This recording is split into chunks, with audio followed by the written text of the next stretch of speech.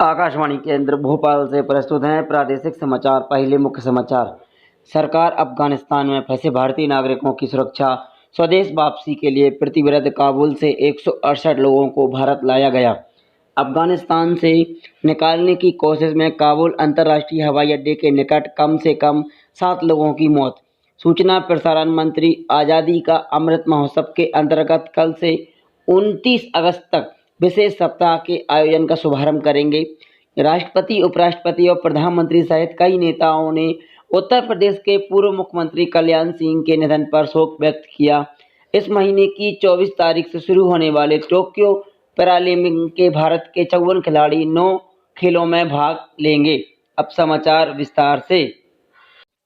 विदेश राज्य मंत्री वी मुरलीधर ने कहा है कि केंद्र सरकार अफगानिस्तान में फंसे भारतीय नागरिकों की सुरक्षा वापसी के लिए प्रतिबद्ध है। कोची में आज मीडिया से बात करते हुए उन्होंने कहा कि जिन लोगों ने भारत लौटने की इच्छा व्यक्त की है और विदेश मंत्रालय की हेल्पलाइन नंबर पर संपर्क किया है, उन्हें स्वदेश लाने पर ध्यान केंद्रित किया जाएगा। भारतीय वायुसेना की एक विशेष उड़ान से 107 भारतीय नागरिकों सहित 168 लोग आज काबुल से गाजियाबाद के हिंडन हवाई अड्डे पर पहुंच गए।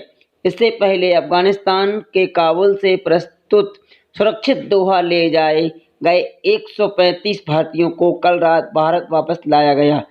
कतर से दोहा में भारतीय दूतावास ने उनकी सुरक्षा वापसी के लिए हर तरह की सहायता प्रदान की। विदेश मंत्रालय ने प्रवक्ता अरविंद बागची ने एक ट्विटर संदेश में बताया कि ताजिकिस्तान से 87 भारतीयों को ला रही एयर इंडिया की उड़ान कल रात नई दिल्ली के लिए रवाना हुई। नेपाल के 2 नागरिकों को भी अफगानिस्तान से सुरक्षित निकाला गया। उन्होंने बताया कि इसके बाद 2 और उड़ानें के लिए जारी बाकी लोगों को लाया जाएगा। भारत ताजिकिस्तान के दुश्मनी और कतर के रास्ते अपने नागरिकों को विमान से वापस लाया जा रहा है। भारतीय वायुसेना अफगानिस्तान में अपने राजदूत सहित अब तक लगभग 180 लोगों को वापस ला चुकी है।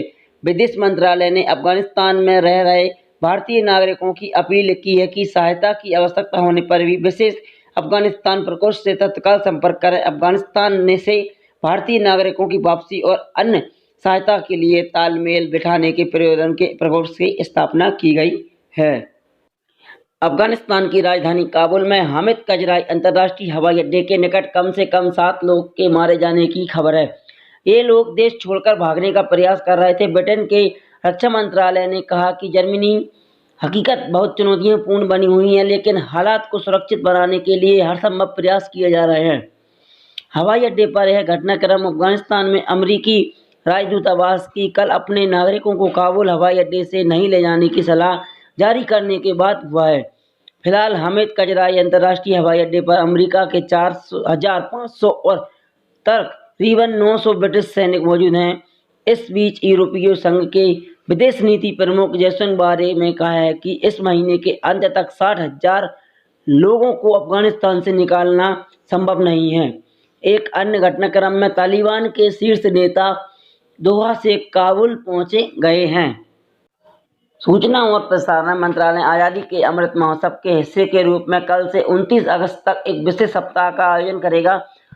सूचना और प्रसारण मंत्री अनुराग ठाकुर इस विशेष सप्ताह का उद्घाटन करेंगे, जिसमें जन भागीदारी और जन आंदोलन की भावना के अनुरूप देश भर से लोग हिस्सेदारी करेंगे। आकाशवाणी समाचार और इसकी क्षेत्रीय इकाइयां धरोहर, निशाना और अपराजित जैसे विशेष साप्ताहिक कार्यक्रम प्रसारित करेंगे। धरोहर में स्वतंत्रता सेनानियों के भाषण प्रसारित किए जाएंगे, जबकि इस निशान में स्वतंत्रता आंदोलन से जुड़े 75 स्थलों के बारे में बताया जाएगा। आकाशवाणी का दैनिक कार्यक्रम आज़ादी का सफर आकाशवाणी के साथ देश के भर में स्कूलों और कॉलेजों तक पहुंचे जाएगा।